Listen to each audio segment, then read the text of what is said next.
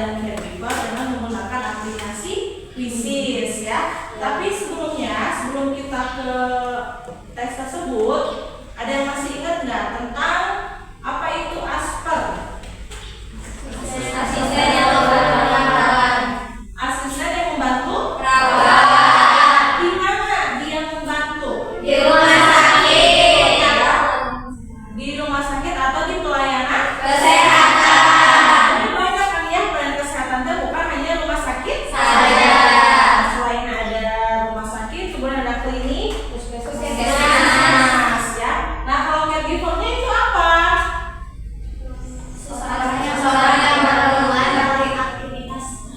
Seseorang yang membantu aktivitas individu. Di mana caregiver? Ya, bisa pelayanan home care di rumah-rumah atau di panti jompo. Ya, kalau di panti jompo siapa yang caregiver rawat? Lansia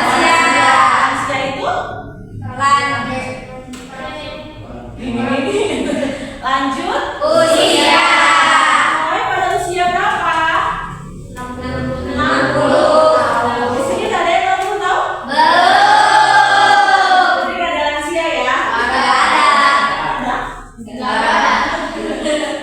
Oke, tujuan pembelajaran sebelumnya pernah ibu bahas ya, di mana nanti pada akhirnya kalian harus tahu tentang pengertian profesi, kemudian menyebutkan peran dan tanggung jawab, dan juga sikap profesional dari kedua Asper dan juga caregiver.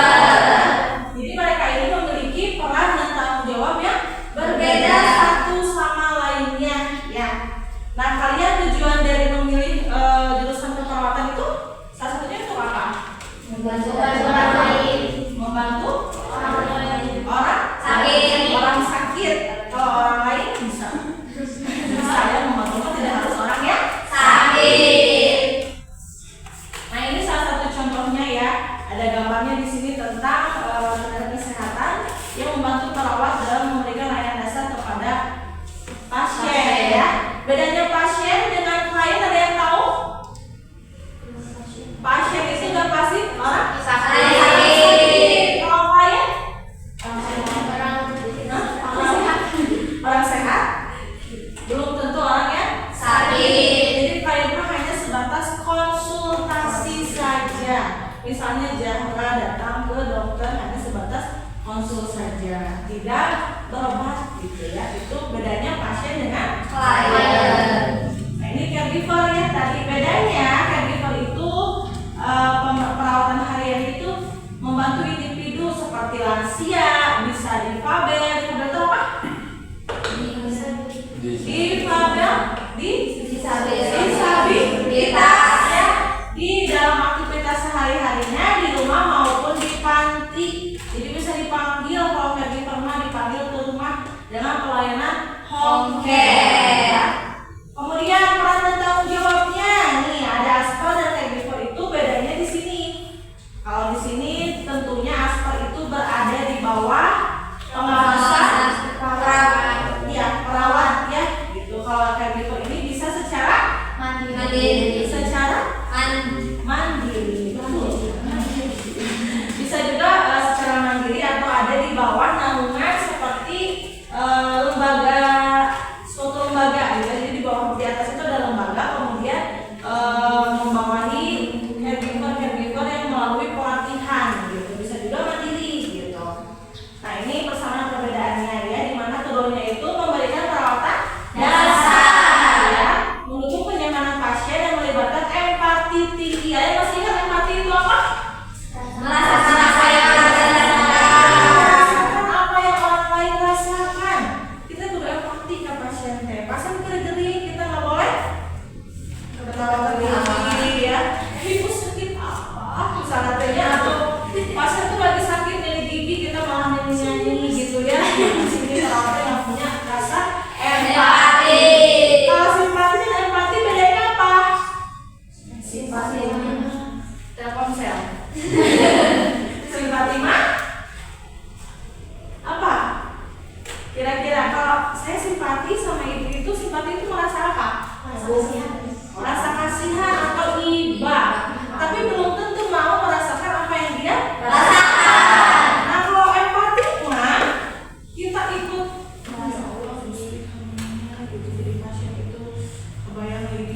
kumaha misalnya dan lain sebagainya, itu empati dan simpati. Simpati. Jadi beda ya, rasa empati dan simpati. Kemudian sikap profesional yang harus dimiliki oleh asper maupun caregiver ya. Kudu kumaha? Harus bersih, wangi gitu ya, jangan semrawut, pakaiannya harus rapi, jadi memberikan rasa percaya kepada si pasien. Kalau tiba-tiba datang perawatnya bajunya kotor, rambutnya acak-acakan ya, terus misalnya bau kesam, misalnya dan lain sebagainya, itu pasti akan kita kenapa? Bukan gitu kan ya. Dan kalau kita datang dengan pasien pakaiannya rapi, kemudian wangi, jadi si Allah menigalis, gelis-gelisnya ramah, adanya sengit. Nah itu salah satu yang harus dimiliki oleh si asper maupun caregiver. Memberikan rasa hormat, ya hormat itu berarti menghargai gitu ya. Bapak mangelebet, bapak karos naon, gitu kan ya. Bapak karos naon, gitu. Itu kan kurang enak ya. Jadi dari rasa pasien pun akan kenapa ini perawatnya juga dan lain sebagainya gitu ya.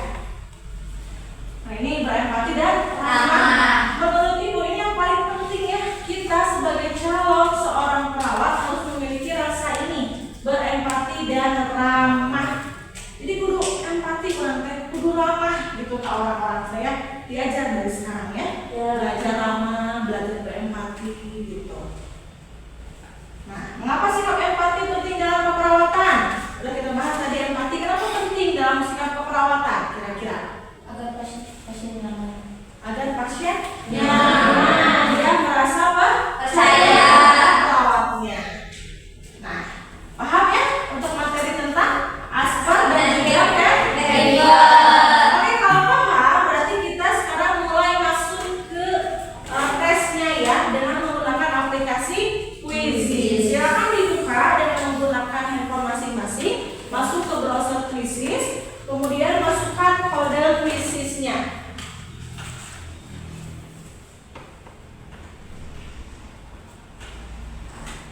Nah ini ya, 017429. Dilihat dulu, udah masuk semua? Sudah. Sudah ya. Ada 17 orang hari ini. Nah ini bentuk soalnya pilihan ganda sebanyak 20 soal. Silakan kalian kerjakan sebisa mungkin, tidak usah tanya kanan kiri, sebisa mungkin sendiri. Nanti hasilnya akan ibu share di grup WA ya kalau sudah selesai. Ibu mulai sekarang ya.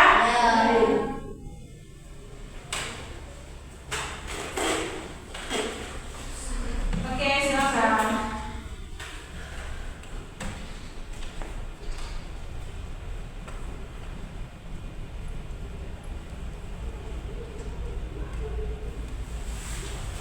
Udah masuk semuanya?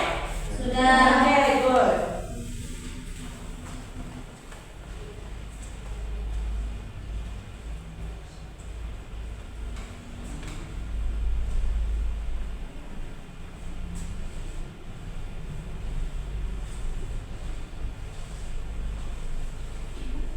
Ya.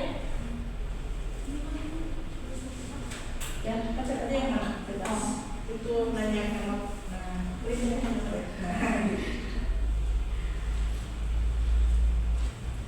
Itu kan langsung muncul ya jawaban yang betulnya. Jika salah pasti warna merah, kalau betul hijau.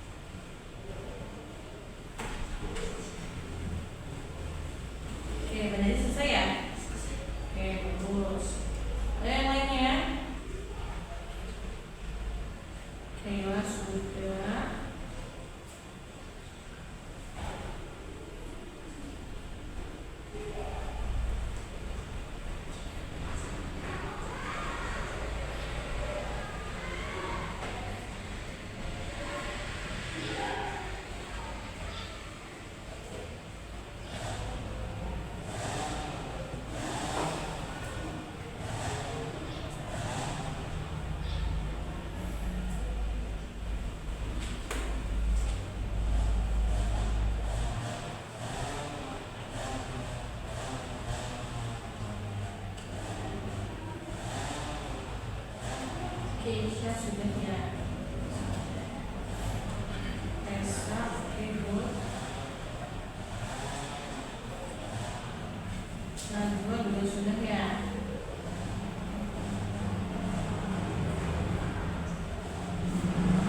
Chandra, Melis,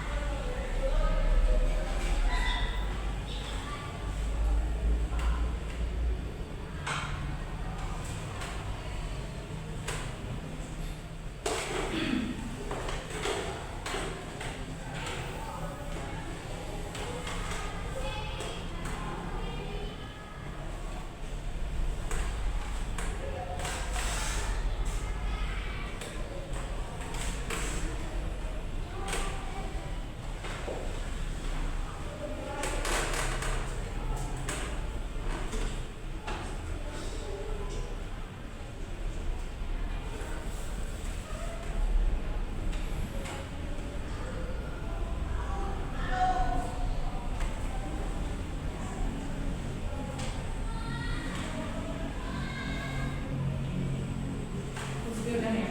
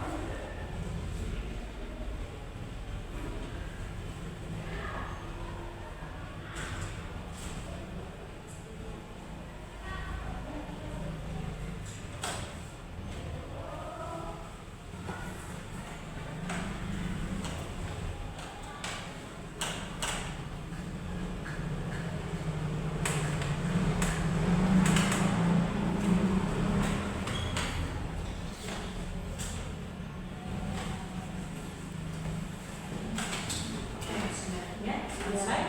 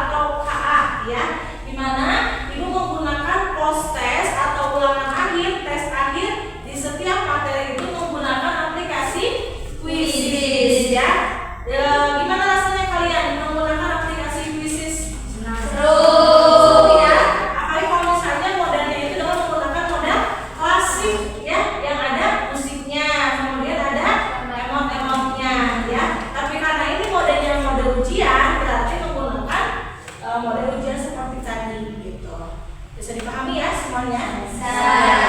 Semoga hasilnya baik semua ya. Nanti akan Ibu lihat, kemudian menjadi evaluasi untuk tambahan nilai di selanjutnya. Nah, sekarang kita lakukan refleksi di akhir mata pelajaran ya tentang asisten keperawatan dan caregiver. Dalam materi ini kira-kira yang menurut kalian sulit dipahami itu apa? Ada nggak yang sulit dipahami materi di aspek dan caregiver? Ada yang sulit? Ada yang sulit? Tidak. Bisa dipahami semuanya? Bisa. Good. Yang menurut kalian menarik di materi ini apa? Aspek. Aspek menariknya apa?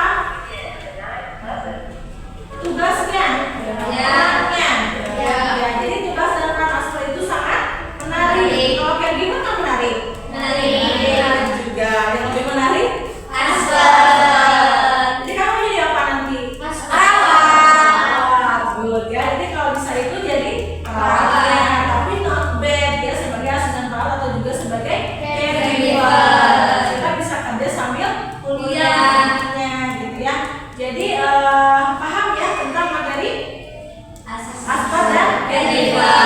Oke, kita simpulkan sama-sama. Siapa yang mau menyimpulkan pembelajaran tentang aspek dan caregiver? Cukup tangannya. Ya, kesimpulan dari pembelajaran tentang aspek dan caregiver. Kesimpulannya, kesimpulan dari semua materi ini, aspeknya naon tadi teh? Ya, singkatan guys, jadi aspeknya yang membantu perawat, ya caregiver ya, membantu seseorang atau individu ya. Bedanya di mana? Di pelayanan kesehatan di rumah sama di panti ya. Kalau tentang aspek dan Caregiver. Oke, good. Berarti kalian sudah bisa memahami tentang materi asisten perawatan dan Caregiver. semoga semua ilmu yang Ibu berikan tentang aspek dan caregiver bisa bermanfaat untuk kalian di masa saat ini maupun di masa yang akan Datang. Semoga hasil yang kalian tadi kerjakan juga baik semuanya ya. Karena kalian sudah paham tadi tentunya menjawab yang luas juga tidak akan sulit ya. Sampai ketemu nanti di pembelajaran yang akan datang di materi tentang pelayanan prima ya. Nanti Ibu share itunya apa namanya materinya.